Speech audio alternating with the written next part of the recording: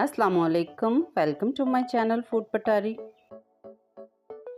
गर्मियों के मौसम के लिए बहुत ठंडी सी और बहुत हेल्दी सी रेसिपी लाई हूँ आपके लिए, जो ना सिर्फ जायके में अच्छी है बल्कि वो सेहत के लिए भी अच्छी है। और जायका इतना मज़ेदार कि आप एक कटोरी की जगह दो दो तीन तीन कटोरियाँ खाएंगे और बेफिक्र होकर खाएंगे। ये हेल्दी रेसिपी आपको अंदर से भी ठंडा रखेगी और बाहर से ठंडा इस तरह रखेगी कि इसके लिए हमें चूल्हे के पास बहुत कम जाना पड़ेगा।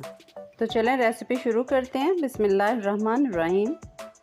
गर्मियों की ठंडी सब्ज़ी कद्दू। एक हम फ्रेश सा कद्दू लेंगे और उसे छील लेंगे। आपने इसका पतला पतला ही छिलका उतारना है और छीलने के बाद इस कद्दू को हम कद्दूकश कर लेंगे।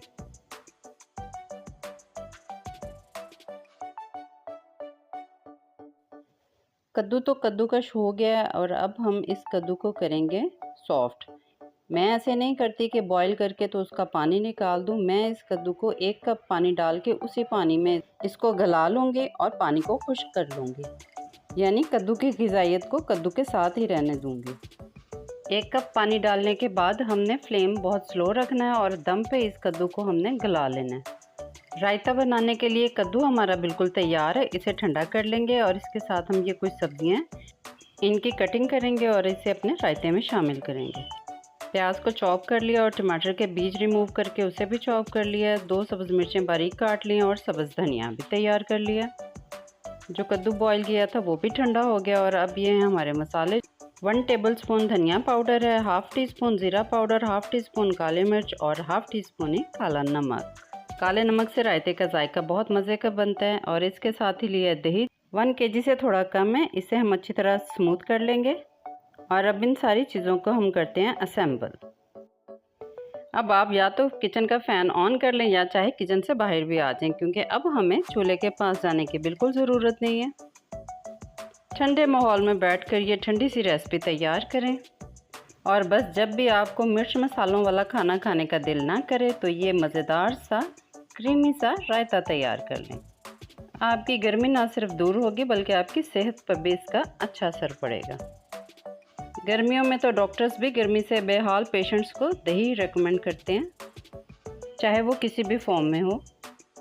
अगर आपको कद्दू की सब्ज़ी अभी भी पसंद ना आए तो आप इस रेसिपी को आलू या फिर खीरे पे भी अप्लाई कर सकते हैं, यानी कि कद्दू की जगह आप आलू या खीरा ले लें। सारी सब्ज़ी और सारे मसाले इसमें शामिल कर लिए और अब इसे हम अच्छी तरह मिक्स कर लेंगे।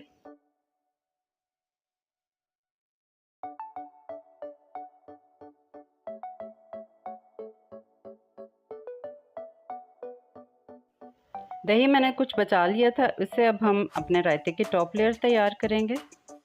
है तो रायता ही लेकिन है थोड़ा चस्के वाला। इसके ऊपर डालेंगे हम ½ टीस्पून चाट मसाला और धनिए के ताज़ा पत्तों से इसे करेंगे गार्निश।